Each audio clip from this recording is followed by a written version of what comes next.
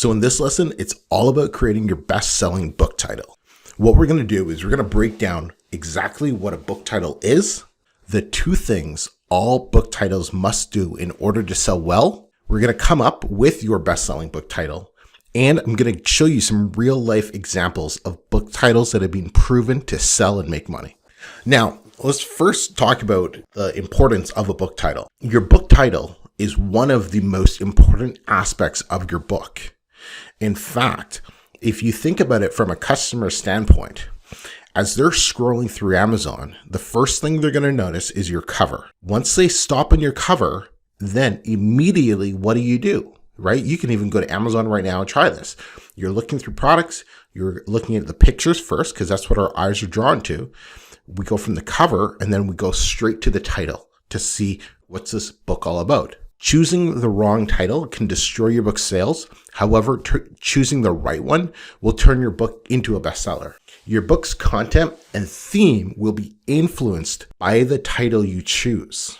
A lot of people don't understand this concept, and we're going to get into it in a lot more detail later on in this lesson. But you first have to understand who the customer is, then you choose the title, then you create the book. And so many people, they create the book and then they create the title, and they end up doing it backwards. But I'm going to show you why this way works so much better. Now, there's 2 parts to a title. So first we have the title and then we have the subtitle. So the title needs to be crystal clear on what the readers are going to achieve with this book.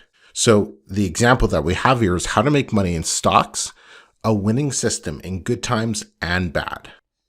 So the title of this book is How to Make Money in Stocks. That's the title. When you're buying this book, when you're reading the title, you know exactly what you're going to get from this book. How to Make Money in Stocks. The subtitle, this clarifies what outcome the reader will get in this book. They're going to get a winning system in good times and bad. That is the outcome. So this is a perfect example of a great title. A title should capture the reader's attention and tell them what the book's about. Main title, short as possible, less than 5 words. The 4-Hour Workweek is a short and catchy title, right? When you're going through different titles, you're going to see this. Instantly catches your eye. Instantly, hey, what's the 4-Hour Workweek about? I want to read more. I want to know more, rather. Then your subtitle, it tells the reader what solution they're going to gain from your book. So, 4-Hour Workweek example, escape 9 to 5, live anywhere, and join the new rich. Explains what the solution is, what they're going to be getting from this book. So your title must do 2 things on Amazon. Number 1, it needs to rank in Amazon's search engine as high as possible. That's what we call SEO, or search engine optimization. We're going to talk more about that in a little bit. And then the second thing, it must capture the reader's attention. These are the most important things to keep in mind when creating your title. This is where a lot of people, they get it wrong. They either try to do what we call keyword stuffing, and they try to all go into the SEO category and not with the capture the reader's attention category, or they try to capture the reader's attention without taking any SEO practices into play. So we're going to show you examples of good and bad that follow these 2 philosophies. Okay, so first off, what is search engine optimization? So search engines, like Google, for example, it's the most famous, the largest search engine, is something where you can go to find information about a product or a topic that you want to find out more about. So Google, when you type in, for example, sleep training, how to sleep train your baby, you're going to get a ton of different websites, articles, blogs related to how to sleep train your baby. YouTube is another search engine. You type something into YouTube, how to sleep train your baby, and instead of blogs and websites, you're going to be getting, you guessed it, videos on how to sleep train your baby. That's a search engine as well. Facebook also has a search engine. You can go into the top of Facebook, type in how to sleep train your baby. You're going to get forums, or groups rather. You're going to get pages. You're going to get videos. You're going to get posts.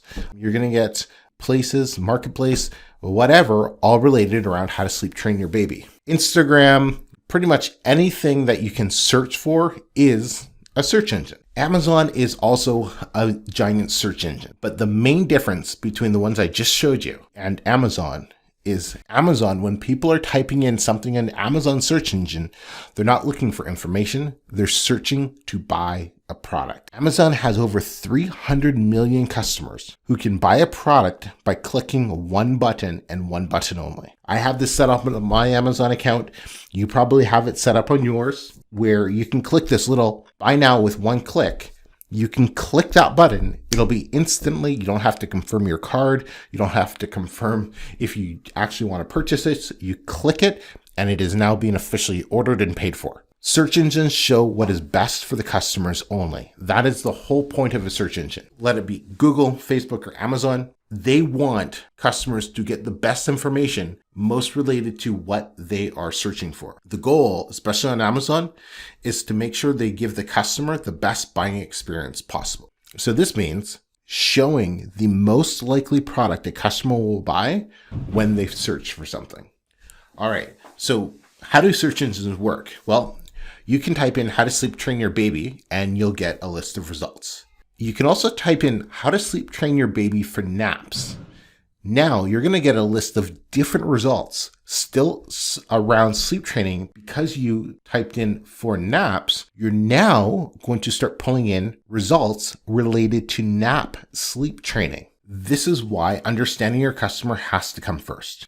So you need to know what they're searching for and how they're searching for it so you can create the best book for them to find.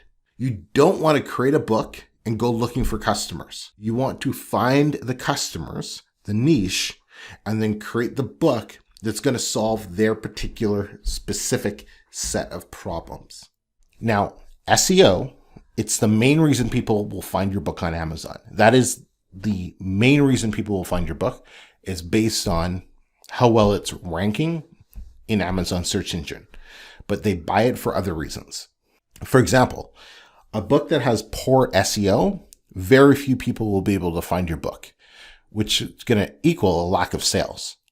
This is the main issue most authors run into. They might write this great book, love it, their friends or family say it's really good as well. They put it on Amazon, yet they do no SEO work. They do nothing to ensure it's ranking on Amazon. And they wonder why they get no sales. It's because nobody can find their book because they didn't take the time to understand how Amazon's platform works, how Amazon's search engine works. Proper SEO means your book will rank on Amazon for the correct topic or keyword, and people will organically find your book, and this will make sales each and every day. So, how to sleep train your baby. This is the keyword or the search term that the customer who's looking to find a product to help sleep train their baby would be typing in to Amazon. How to sleep train your baby. That's what the mom or the dad is typing in Amazon to try to find a book to help solve this problem. The goal is to get your book to rank as high as possible when Amazon shows them the results. This is done in part by using the most frequently used words provided by the customer who are actively shopping already there. So we want our books to be on page 1 and in spot 1 whenever possible, right? We kind of call this the pole position. If you take a look here, you'll see there's the number 1 paid spot because you can actually pay by running Amazon ads to have your book or your product at the top of the page based on bids. We'll cover that when we start talking about ads in a few weeks. But the number 1 organic spot is this book here, the purple one. It's Never Too Late to Sleep Train, the low stress way to high quality sleep for babies, kids, and parents. So the pole position is what I like to call it. If you think about racing, they do a qualifying lap, right? Racers will do a qualifying lap. Whoever gets the fastest qualified time, they get what's called the pole position. Out of 20 cars, they get spot number 1, which gives them the best chance to win the race. Does it mean that they're going to win the race? No. They're just put in the best possible chance. That's what that number 1 organic spot will give you. It gives you the pole position. This gives your book the highest chance of success. Now, it's up to you to create the title, the cover, the description, get the reviews and all of that to ensure you get the most from that pole position. but you want to aim to have your book there. Now, some topics are easy to rank for, right? For example, if I go to Amazon right now and go to the Kindle store, sleep training for toddlers, right? It brings up 630 results for sleep training for toddlers, right? So it's a low demand, which means there's going to be lower competition. So it might be easier to rank for that keyword. I might be able to get a higher spot, but there's also less people searching, less people buying it. Whereas if I type in something like dog training, now there's over 7,000 results. So this is going to be a lot harder for me to rank for, but there's a way larger market. So I might not necessarily have to end up in the number 1 spot. I can end up further down the list and still make some really good money. Higher demand equals higher competition. Now, the reason you want to rank on the first page is this. So this is from Kindlepreneur, Dave Chesson's website, and it talks about the position in the Kindle keyword ranking, and it's a percentage of clicks based on them. So if you're rank number 1, the pole position on Amazon's page, you're getting roughly 27% all clicks, right? Whereas if you're the second product on the page, you drop down all the way to 12%. And then 9, 8, 7, 8 keeps dropping down. So you can see the first 1 or 2 products get a much higher percentage of all of the clicks when people are landing on that page. So that's why it's so important to make sure you're ranking at one of the top spots. Now, demand equals search volume. If you're in a smaller niche, you might be able to get a good pole position, so to speak. But low demand is also going to mean there's going to be fewer sales coming in. So you want to follow what's called the 1% rule. You only need a piece of a larger market, not the whole market. So if we take a look at dog training, for example, coming out with a book just based around dog training, horrible idea. The market's large and you're not going to be able to rank for such a competitive keyword. But coming out with a book, dog training for kids, see what happens to the search results. It goes from 7,000 with dog training to 538 dog training for kids. We're still ranking for dog training, but now we have for kids. So we can design a dog training book specifically for kids to start ranking for the larger market, which is dog training. And we can, by doing books like this, we can slowly build our way up and start getting a larger piece of the market. The more search results there are, the more niche down you want to go. So dog training, large market, lots of search results. So we want to niche that down, dog training for kids. Now, disclaimer, no one knows 100% how Amazon's algorithm works. This is like the KFC special recipe. This is Coca-Cola's secret formula. Nobody knows. This is behind lock and key. What you're going to learn is based on an extensive amount of testing, research, and trial and error to see what gets the best results for our students. All right, so let's break down Amazon's algorithm. So there's 2 main things that Amazon's algorithm works off of based on a lot of time, money, and experience invested in this. It's relevance and success. This means, 1, when a customer types in a keyword, are the products that show up relevant to the search term, the keyword? So, for example, when they type in dog training, are the products that show up relevant to dog training? Number 2, does the customer purchase one of those products? That would mean success. So since we know that, if we can favor this, we can increase our favorability of working with it. Now, there's also going to be product and performance relevance and customer feedback and reviews. So let's dive into all of these. So the 5 related factors are these: your book's title. So that's your book title and subtitle. Your author name. That's another part. Keywords that your book is going to be ranking for. The description you write for your book, as well as the categories your book is in. What you're looking right here is what is called your book's metadata. Amazon's algorithm, A9, grabs all of the data that you're looking at in these 5 categories. And that's what it uses to determine whether or not your book is going to be relevant to the words that the customer types in the search engine. So there are 3 main performance related factors: sales velocity, click-through rate, and conversion rate. There are a few more, but these do tend to play the biggest role. And they're also the ones that, more importantly, we can actually influence the most throughout the publishing and marketing process. So that's why we're going to be focused on these ones. So let's take a look at sales velocity first. Amazon defines sales velocity as the number and dollar amount of a seller's transaction during a given month. So this means the more you sell and the higher profit you make, and Amazon makes, of course, the more Amazon will increase the rank and visibility of your book. So it's called a flywheel effect. Essentially what that means is by doing little things each and every day, by getting little sales every single day, Amazon starts rewarding you and they start pushing your book up the rank. When you push your book up the rank, you start getting more sales. So Amazon keeps rewarding you by promoting your book more, and which gets more sales and more sales. And it just keeps happening over and over again and becomes so big, essentially it can't stop. That's basically the concept behind a flywheel effect. Amazon boosts your book for its first 30 days to see how it's going to fit in the marketplace. So all brand new books, they do better in their first 30 days. It takes more effort to get a book going, but about half the effort to keep it in its place. So the book's first 30 days are the most important.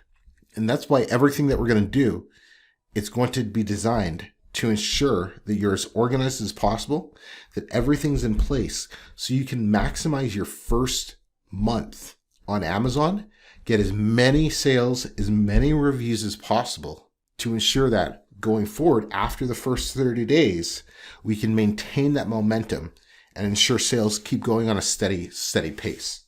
Now, CTR, click-through rate, is closely tied with the next one, conversion rate. CTR is how many times Amazon shows your book to your audience and compares it to how many times people click on it. The more this happens, the more it tells Amazon your book is what people want to see when they type in the search term or the keyword that they did. So the things that are going to affect this are your title, your cover, your rating, your review rating, and your price. All of these play a role in increasing your book's click-through rate. Now the conversion rate, once customers clicked on your book, the next thing Amazon wants them to do is purchase it. So what affects your conversion rate is your description, the look inside feature of your book, your author profile, reviews, which is one of, if not the most important factor, and of course the price. These are the main areas that are going to affect your conversion rates. Now the look inside feature of your book, in case you didn't know that, we'll just click on a book here. This is the look inside feature. So what this allows customers to do is take a look inside their book. And you can see all the chapters and you can see if the book's going to be relevant for you. It's kind of basically, it's like a trailer for a movie. You get to see what's exciting. And we're going to talk about making sure that this part of your book is top notch. This is a really well done book. It's top notch. So this helps convert sales. And then the wild card, driving outside traffic to Amazon. This is what Amazon loves. This is by far the best way to increase the rank of your book. It's by taking a customer who's not on Amazon and bringing them to Amazon to purchase one of your products. Because finding new customers is one of the most expensive things a company can do. So they'll reward their customers for bringing on new customers. So if you can take a customer from your blog, website, Shopify store, email list, or any other place and drive them to Amazon and they purchase, this drastically has been proven to help increase your book's overall sales rank. So let's take a look at some basic things here. Sleep versus sleeping. The ing does make a difference. So if you don't have ing, if you only have sleep, your book's not going to rank for sleeping. So you want to ensure that you have both versions in your title or your subtitle. For example, how to sleep train your baby. Have a healthy sleeping baby in 7 nights or less. However, dog or dogs won't make a difference. Singular or plural won't make a difference on Amazon. Words such as book, free, best-selling, or famous book titles or author names are not allowed in your title or your book's metadata. So you don't ever want to have those type of words or a famous book title or author in any of these keyword slots, because that will flag your book and get it banned from Amazon. So some final thoughts on SEO. Work with the algorithm, not against it. The more we understand about how it works, the more we can use it for our favor. Quality matters, right? Ensuring that your book's the highest quality is also something that's going to help ensure sales over a long period of time. Understanding your customer matters. Without understanding who they are and what they're looking for, it's impossible to find out the type of words that they're going to be searching with. Your book's first 30 days are the most important. Page one and spot one, the pole position, is always the goal. But if your book is on page 2, you're still going to make sales. I have lots of books that are on page 2, sometimes even page 3. They still make money every single month. They're not making hundreds of dollars every single month, but they still sell, which is still key. And consistent sales is better than large bursts. Having sales over a consistent period of time is always going to be better for your book's rank versus having just little large bursts every now and then. All right, so the second thing that your title must do is capture your reader's attention. So let's take a look at that. First thing you want to remember, use the language your reader is speaking. You learn this by understanding who your customer is when you're doing your research. By using the same terms that relate to your readers, you're telling them that the book is for them by somebody like them. That is the most underrated thing.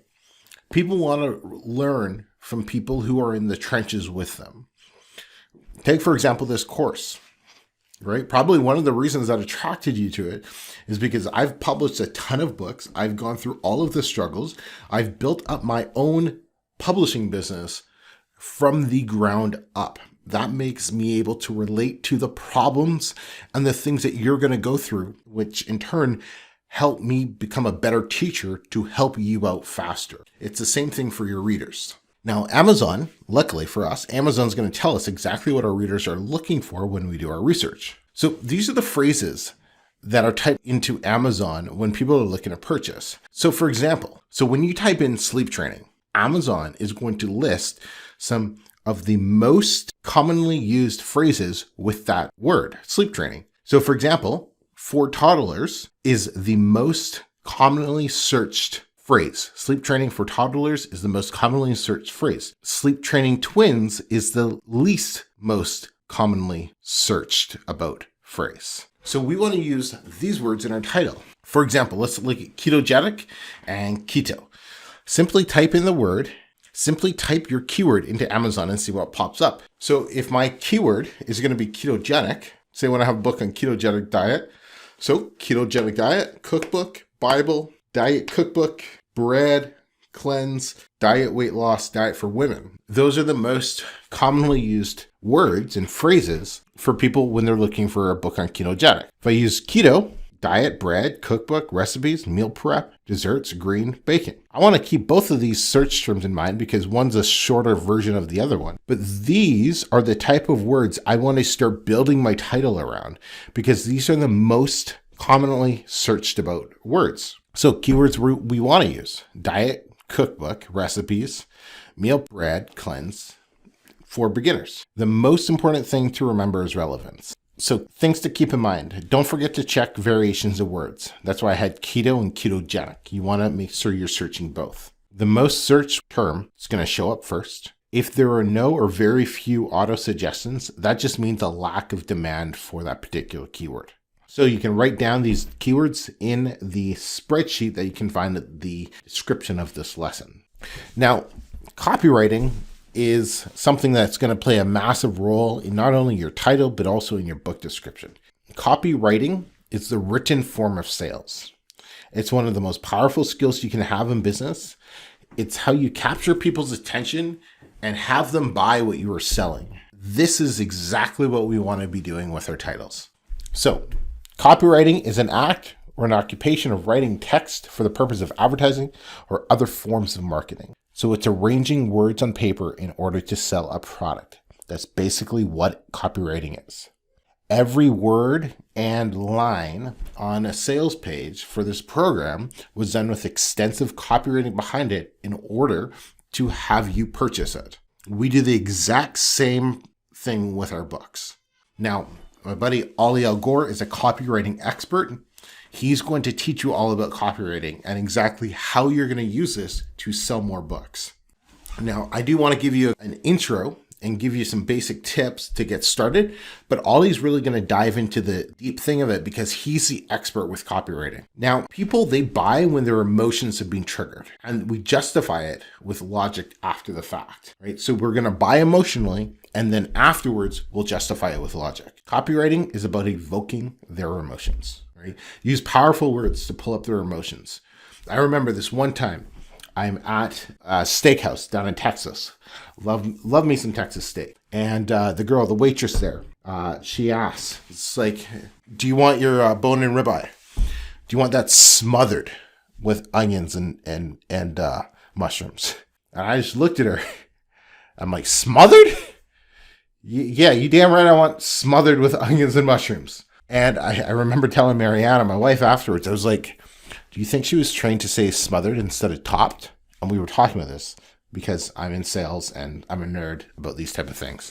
And afterwards, I was talking to her and I asked, so were you trained to use the word smothered instead of topped? Or would you like some blah, blah, blah, blah? And she's like, no, just smothered just sounds so much better. I'm like, yeah, no, that's fantastic. And I went with it because you said smothered. And it was great, but that was such a simple word all of a sudden increased, the $4 or $5 for the extra topping. Not to mention, the 20% tip she ended up getting just because she's working that much harder and going outside of the box there.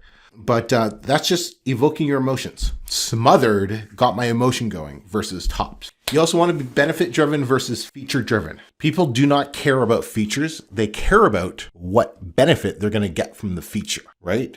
Okay, people do not care about heated seats in their car. People care about their butt staying warm all winter. Benefit driven versus feature driven. Couple other things to keep in mind. Shortcuts are key. When coming up with your title, and when we do book research, I'm going to show you more of this, but 7 days or less. People like to do things in the quickest amount of time. So yeah, you can get these results in 7 days or less. Not, hey, you can get these results quickly. No, that's not quickly is irrelevant, right? It's you can get these results in 7 days or less, in 6 days or less. Right now you've put it on a number, right? Odd numbers sell more. Why isn't it 8 days or less? Because 7 days or less sells more. Why isn't it 6 days or less? Because 5 days or less sells more. Show, don't tell. 7 days is better and has higher conversions than 1 week. Because 7 days seems shorter than 1 week. 60 seconds psychologically is shorter than 1 minute. Exact same time, but psychologically, it's shorter. And that's what people care about. That's evoking their emotions right there. Don't be afraid to be different, right? If everyone's offering 101 whatever, right? Not 100, 101 whatever, offer 501, right? Don't be afraid to be different. So let's take a look at some titles. So attention grabbing main title combined with a benefit driven and focused subtitle with keywords equals a boss level book title. So Michael Matthews, the purple one here, right? Thinner, leaner, stronger. The simple science of building the ultimate female body. I know exactly what that book's going to give me, right? The ultimate female body. Obviously it's not for me, but it's a thinner, leaner, stronger body for a female who's looking to build the ultimate female body. Attention grabbing main title and a very benefit driven and focused subtitle. Actually, my friend Hal Elrod self-published The Miracle Morning, the not so obvious secret guaranteed to transforming your life before 8 a.m. Attention grabbing miracle morning. What's that about? Transforming your life before 8 a.m. Focused, benefit driven subtitle. Declutter Your Mind, probably one of the most successful self-published authors on Amazon right now, S.J. Scott. How to Stop Worrying, Relieve Anxiety, and Eliminate Negative Thinking. All right, another one, Gary Collins, The Simple Life, Guide to Decluttering Your Life, the how-to book to doing more with less and focusing on that, and focusing on things that matter. And then The Programmer's Code, a deep dive into mastering computer programming, including Python, C, C++. I'm not going to keep reading all the programming codes, right? But The Programmer's Code, a very attention-grabbing main title. Now, the balancing act that we have to do is we have to have a balance between heavy SEO focused and what are in customer appeal. So heavy SEO focus shows up easily in the search results, but gives your book no customer appeal, so people aren't going to want to click on it. A heavy customer focus book might sound great, look great, but if there's no SEO focus on it, no one's going to be able to find this great book. So you have to find the middle ground. So take a look at this one. Work from home, 50 ways to make money online analyzed. Passive income with affiliate marketing, blogging, Airbnb, freelancing, dropshipping, eBay, YouTube, etc. So what they've done here is called keyword stuff. They've only thought about SEO and ranking. They haven't thought about what's going to appeal to their customers. They've taken as many flashy keywords as possible and just shoved them all into the book, all into the title. This is what a lot of people used to do back in the day, a number of years ago. This does not work anymore. In fact, Amazon will actually punish your book and it'll bury it in the rankings, making it very hard for people to find if you do this type of practice now. No more Mr. Nice Guy, a proven plan for getting what you want in love, sex, and life. They haven't thought about SEO and they made the title based on standing out and exactly what the book is about. But there's no SEO. So how does Robert Glover have 1,800 reviews? That is because he marketed his book and he has a large following. Catchy main title. So this is the type of title we're going after. Catchy main title, SEO focused, keyword driven subtitle. Eat That Frog. What's that about? 21 great ways to stop procrastinating and get more done in less time. Perfect. Now, there's exceptions to the rule. So this type of title works after you've built up an audience. Same with the No More Mr. Nice Guy. Once you've built up an audience, you can start playing around with titles that speak more towards your audience. Because what's going to happen is when you have an email list built and you launch a new book, you're just going to send out emails. You're going to get instant sales right away, which is going to start throwing your book up in the ranking. Plus, you're going to get reviews from your current lists, which is going to help with the ranking as well. And it's going to get a good spot on Amazon because of the sales and everything that you're bringing in. We'll just keep pushing it up the ranking. All right, so I'm going to turn things over to Mr. Ollie L. Gore. And he is, as I put here, a copywriting genius. We'll hear a few of his highlights, and then I want to share something about what he did specifically for my publishing business that completely changed the way I thought and think to this day about how we work as publishers. So he's made over $400,000 from self-publishing. He actually sold his first publishing business for over 6 figures. He was the first student ever to hit $10,000 a month in royalties inside of the very program you are taking right now. He was the very first student to hit that in a matter of months. And on the copywriting side of things, he's being hired and worked with 7- and 8-figure companies for copywriting. Thinking back to one of my first times working with and getting to know Ollie, we formed a little group. There was 3 of us in this little group here, and we'd have calls Tuesday or Wednesdays for about an hour, hour and a half, and just talk publishing. And one of the things I did is, I shared all my books with him and said, hey man, how are you doing $10,000 a month with 30 books? And at the time I had 31 books and I was only doing about $3,000 or $4,000 a month. And so he took a look at a few different things and he made some suggestions on changing some things in my description and what I'm doing to attract customers. And within about 60 days, I had my first $10,000 a month. That just completely blew my mind. So without further ado, we are going to jump into the next lesson, and Ollie is going to teach you all about copywriting.